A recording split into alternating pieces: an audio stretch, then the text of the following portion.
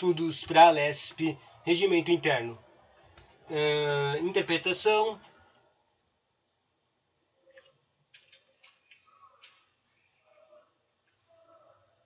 do regimento, capítulo regimento interno, e é basicamente a parte final que tem que ler do regimento interno do ALESP, da LESP, né?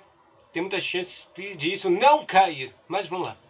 Interpretação e observação, seção capítulo 1, interpretação e observação do regimento interno, seção 1 e seção 2, questão de ordem e reclamações, e reforma para reformas do regimento interno.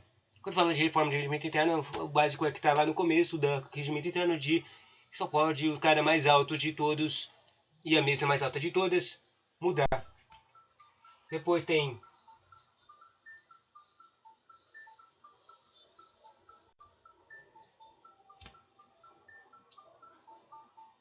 pode ser tirada do convocação e comparecimento dos secretários de estados, que a Assembleia pode chamar eles.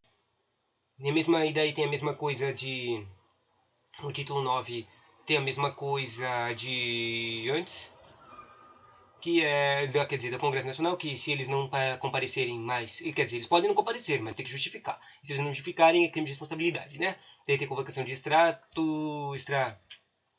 convocação extra-ouro da LESP, extraordinária da LESP, e a polícia, e sobre a polícia interna da LESP, né? Ela tem a própria polícia.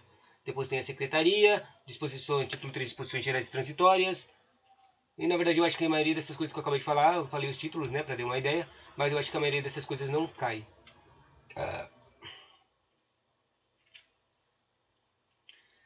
Bom, regimento interno, interpretação da observância do regimento interno. Seção 1, questões de ordem. Toda é devida sobre a interpretação do regimento interno. Do regimento interno, sua prática ou relacionada com a Constituição consideram-se questões de ordem. Questão de ordem. Toda dúvida é uma questão de ordem. Basicamente é o carinha, o presidente ou o carinha perguntando alguma coisa, que interpretação de doutrina, sabe? Bom, na sua prática relacionado, daí eles, já que está falando aqui do regimento interno, toda vez que tiver uma dúvida, eles têm que perguntar.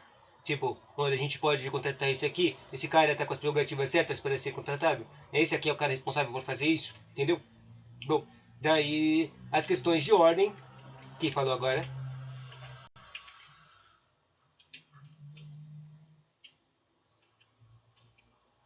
As questões de ordem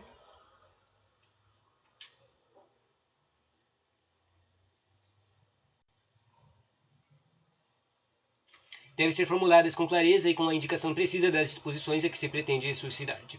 Tem que ser clara e tem que falar exatamente o que você quer descobrir, elucidar, né? Daí, se a deputado ou deputado não indicar inicialmente as disposições em que apresenta a questão de ordem, o presidente não permitirá que a sua continuação na tribuna e determinará a exclusão da ata e do diário da Assembleia das palavras pronunciadas.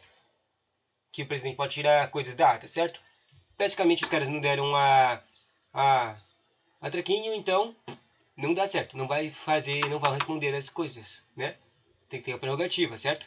Quem faz isso, quem é que tira? É o presidente. Segundo, ressalvado o disposto no artigo 186, não se poderá interromper. Mas é o que está escrito no treco. Ou seja, já que está falando aqui que ressalvadas as coisas no 186, basicamente as coisas do 186 podem interromper. O 186 está escrito: nenhum deputado ou deputada poderá pedir a palavra quando houver orador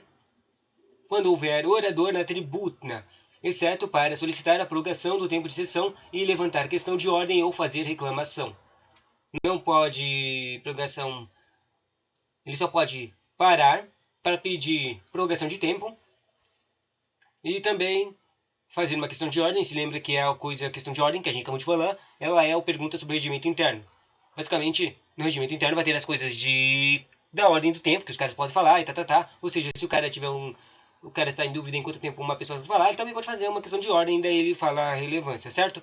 E só pode interromper segundo o terceiro ponto na reclamação quanto à não observância do regimento em relação ao assunto em debate. Basicamente, tem certas coisas que não podem ser encaminhadas. Por exemplo, ou tem regras de decoro que as pessoas têm que seguir. Basicamente, se o presidente vai lá ou algum deputado vai lá e continua fazendo, tipo, começa a xingar pessoas, ou coisa de decoro, e daí o presidente não vai lá e faz as coisas que são prerrogativas dele de decoro, tipo, tirar o cara de lá, ou faz ele parar, ou cortar o tempo da pessoa que terminou, acabou o tempo. Se ele não fizer essas coisas, o cara pode fazer reclamação pedindo isso, certo? Daí, um orador na tribuna salvo por sua concessão especial para levantar questão de ordem, certo? Daí 3. Durante a ordem do dia, somente poderão ser formuladas questões de ordem ligadas à matéria que no momento esteja sendo discutida ou votada. Você não pode fazer, óbvio não, né? Perda de tempo. Você não pode fazer questão de ordem se não tem nada a ver com o que eles estão falando, certo? Óbvio.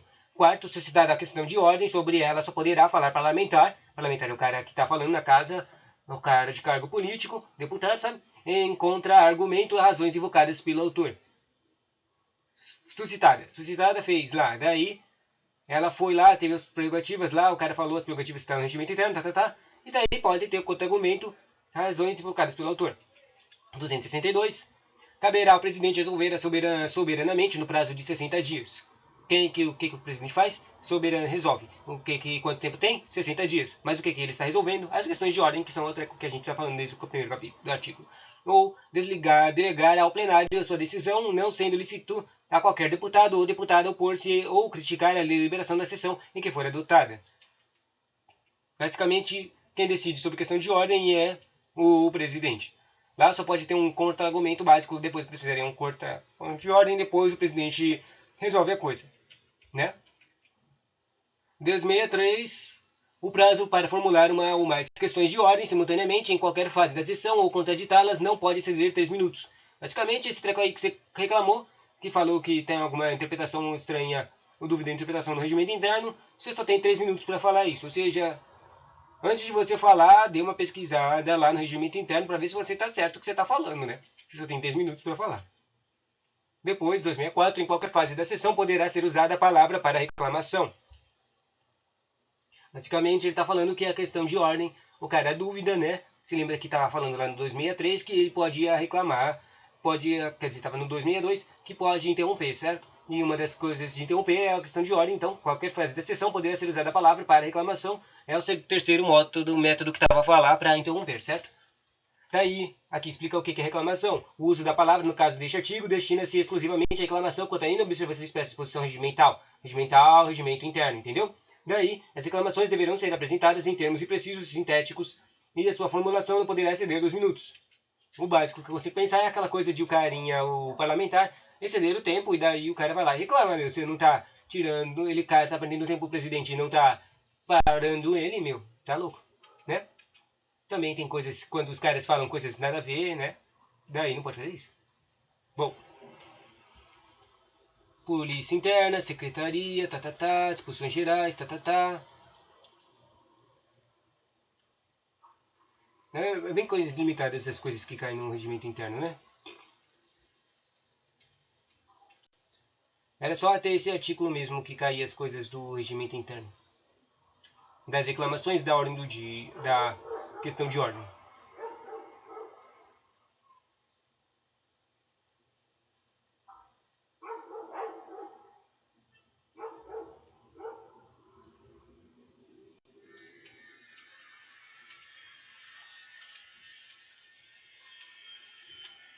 Tchauzinho.